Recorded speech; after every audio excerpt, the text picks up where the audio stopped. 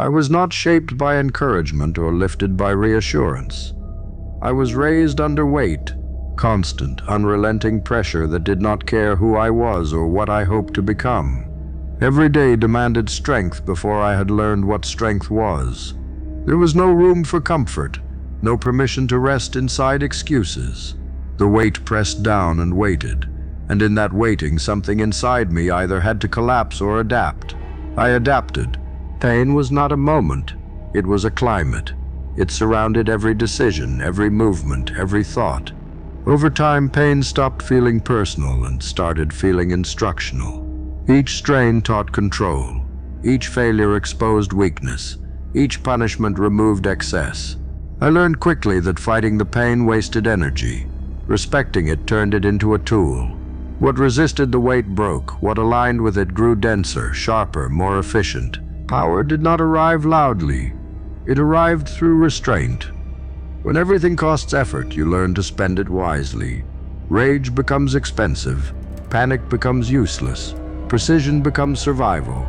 I learned to breathe slowly under pressure, to think clearly while confined, to move only when movement mattered. The weight demanded discipline, and discipline answered by stripping away everything unnecessary until only function remained. Being raised under weight teaches you hierarchy. Not every battle deserves your strength. Not every provocation deserves your response. When energy is limited, selection becomes power. You learn to stay silent while others shout, to remain still while others react. This stillness is not weakness. It is control forged by consequence. Those who have never carried real weight mistake noise for strength. They do not understand how heavy silence can be. Pain sharpens more than the body. It sharpens judgment. It teaches you what breaks you and what builds you.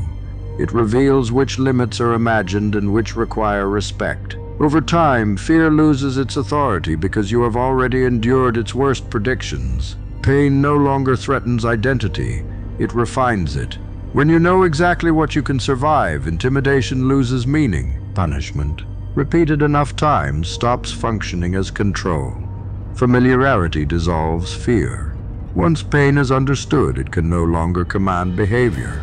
This is where endurance becomes dominance. Not dominance over others, but over self. The ability to decide calmly while under strain. The ability to act without panic. The ability to carry weight without spectacle. The dark did not make me cruel. It made me exact. It did not make me reckless. It made me deliberate. I do not rush forward seeking conflict because I no longer need to prove capacity. My strength was built privately, under pressure, without applause. It does not need display. It only needs application. This is what happens when someone is raised under weight and sharpened by pain. They do not seek escape, they seek alignment. They do not crumble when pressure increases, they settle into it. Because what once threatened to break them became the very force that made them unmovable. When you are raised under weight long enough, you stop wishing for lighter loads. You start trusting your ability to carry them. The desire for ease fades because ease never taught you anything useful. Struggle taught you posture, pressure taught you balance, pain taught you timing. These lessons stay with you even when conditions change. Long after the weight is reduced, your structure remains reinforced. You stand differently because you were trained to. The most dangerous change happens internally. You stop asking life to be fair. Fairness becomes irrelevant when capability is present. You no longer measure yourself by comfort, but by capacity. How much can you endure without losing form? How clearly can you think when conditions worsen? How steadily can you move forward when reward is delayed? These questions replace complaint, and with them comes quiet authority. Being sharpened by pain also removes your need to rush. You understand that speed without control creates fractures. You move deliberately because you know exactly what happens when pressure meets impatience. You have seen things break.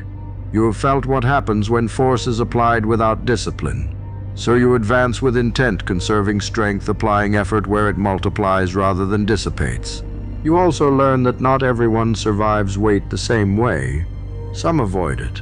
Some collapse under it. Some resent it and carry that bitterness forward. But a few allow it to reorganize them. Those few emerge with an internal order that cannot be borrowed, stolen, or shaken. Their confidence is not optimism, it is memory. They remember what they endured, and that memory becomes leverage. The world often misreads this kind of strength.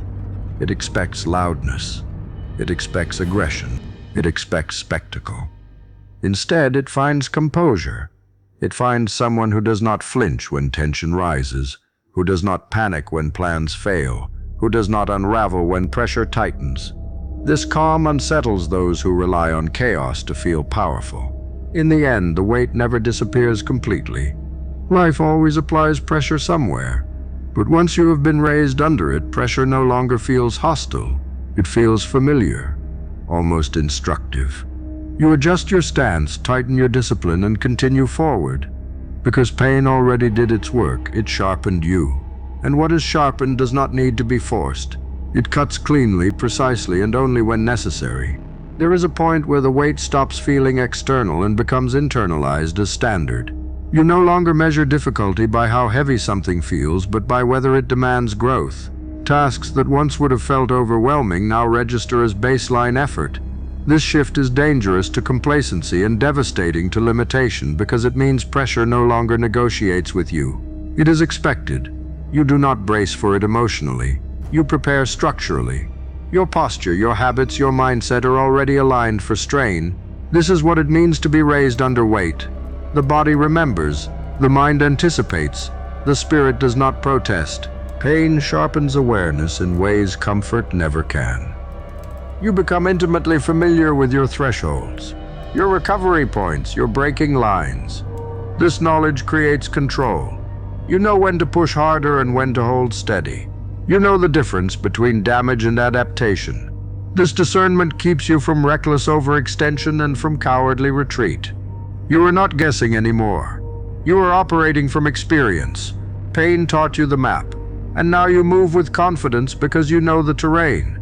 Being sharpened by pain also alters how you perceive opposition. Resistance no longer feels personal. It feels procedural. Obstacles are not insults. They are confirmations that you are moving in a direction that demands strength. When resistance appears, you do not escalate emotionally. You slow down, assess, and apply pressure with intention. This frustrates those who expect reaction. They look for cracks, for panic, for ego. They find none because pain already removed what could be exploited. The weight also trains you to exist without reassurance. You stop checking for approval, progress markers, or external validation. You learned long ago that waiting for confirmation wastes time. Action became your language. Consistency became your proof. This self-contained drive makes you difficult to manipulate. Praise does not inflate you. Criticism does not destabilize you. You remain anchored to standard, not sentiment. There is a quiet confidence that emerges from this process. And it is not performative.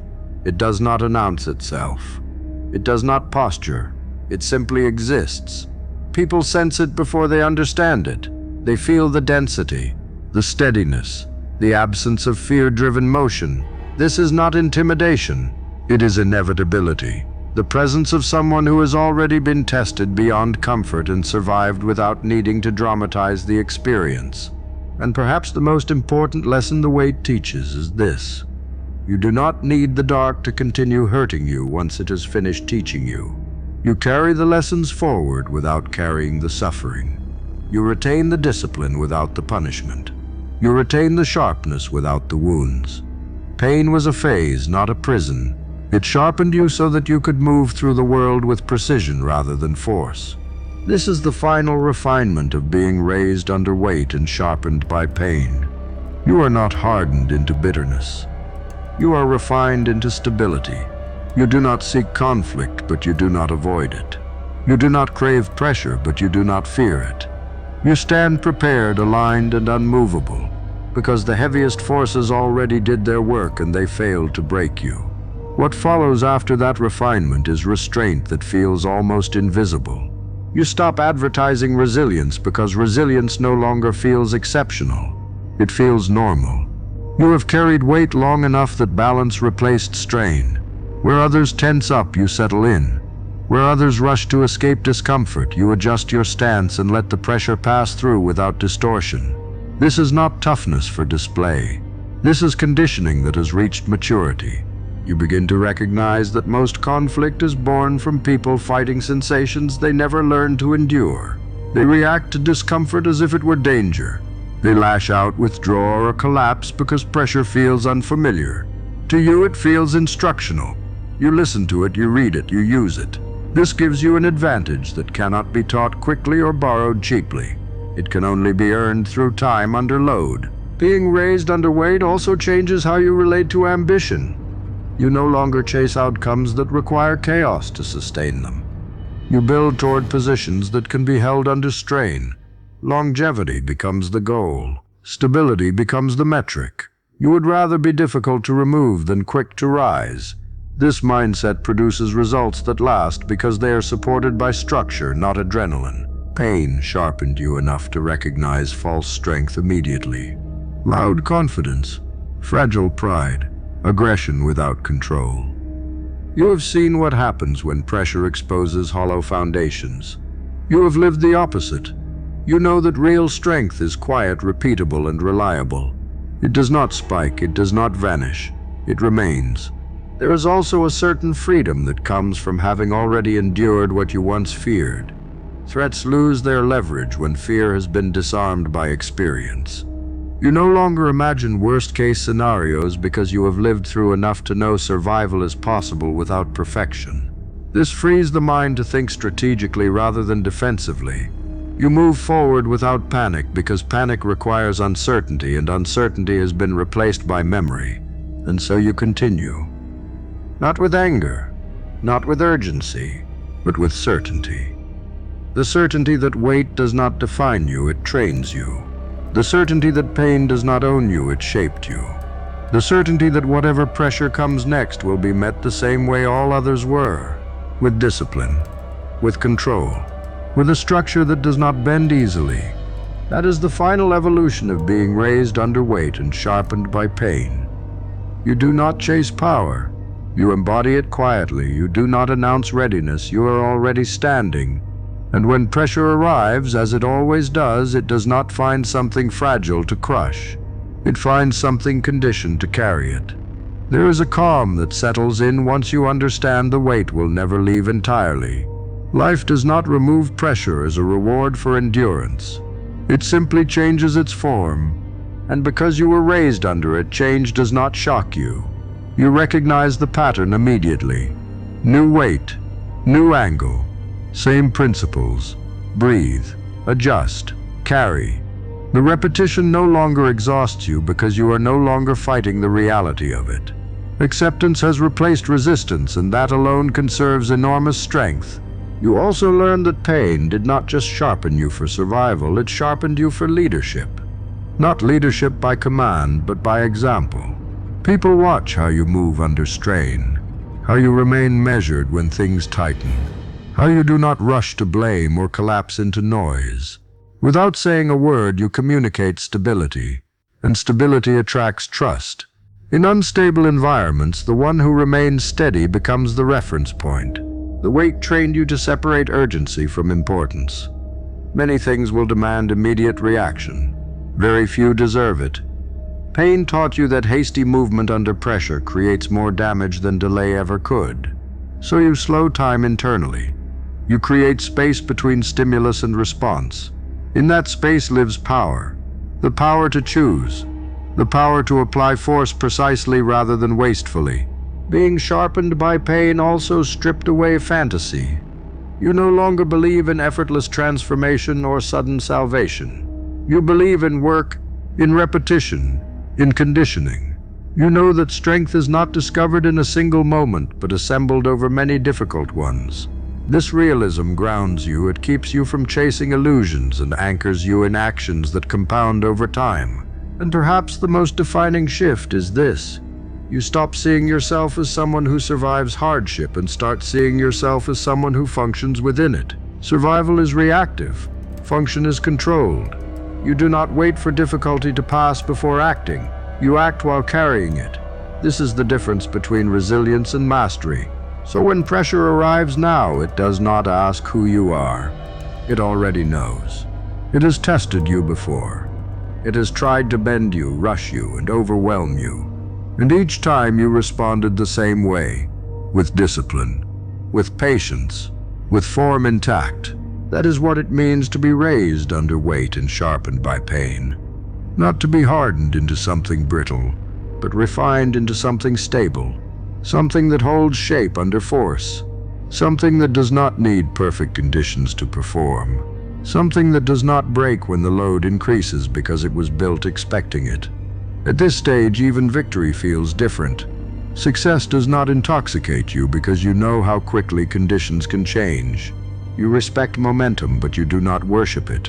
You have seen how easily comfort erodes structure if discipline loosens. So you maintain the same posture in success that you learned in struggle.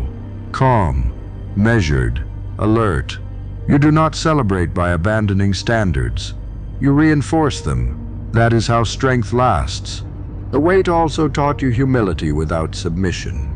You understand your limits, but you are not ruled by them. You know exactly where effort must increase and where patience must take over. This balance keeps you from self-destruction.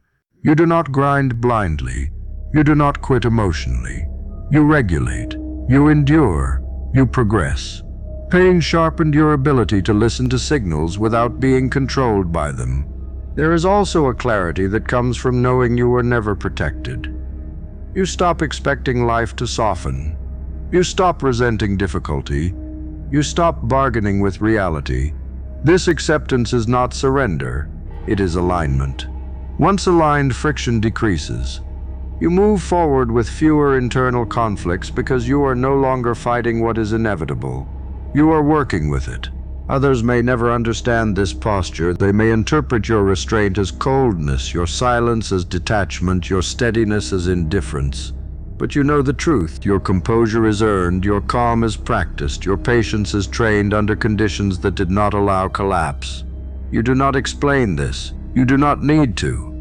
Explanation is for those still seeking permission. And when the next weight arrives, because it always does, you do not ask why it is happening. You ask how it must be carried. That single question changes everything. It turns burden into process. It turns pain into feedback. It turns resistance into refinement. You adjust your grip, tighten your form, and continue. This is the quiet endgame of being raised under weight and sharpened by pain. You no longer chase relief. You trust capacity. You no longer fear pressure. You recognize it. And you no longer wonder whether you can endure what comes next. You already know the answer because you are still standing from what came before. There is a final discipline the weight teaches, and it is the hardest one to accept. You learn to live without guarantees, no promises of outcome, no assurance of reward, no certainty that effort will be acknowledged. And yet you continue. Not out of blind faith, but because stopping would betray the structure you built. When you have been raised under weight, quitting feels unnatural. It feels like breaking posture under load. The body resists it. The mind rejects it. Forward motion becomes the only position that makes sense. Pain also redefines hope. Hope is no longer wishful thinking or emotional comfort. Hope becomes functional. It is the belief that effort applied correctly will produce adaptation even if the timeline is unclear. You stop hoping for rescue and start trusting process. This kind of hope does not fluctuate. It does not rise and fall with circumstance. It stays steady because it is rooted in experience, not fantasy. Being sharpened by pain means you no longer romanticize darkness, but you respect it. You know exactly what it costs and exactly what it gives. You do not seek it out recklessly, but you do not fear its return. You understand that every level of growth demands a new kind of pressure, new weight, new refinement. And because you were raised by the earlier versions, you recognize the pattern immediately when it reappears. You also stop measuring life in moments and start measuring it in conditioning.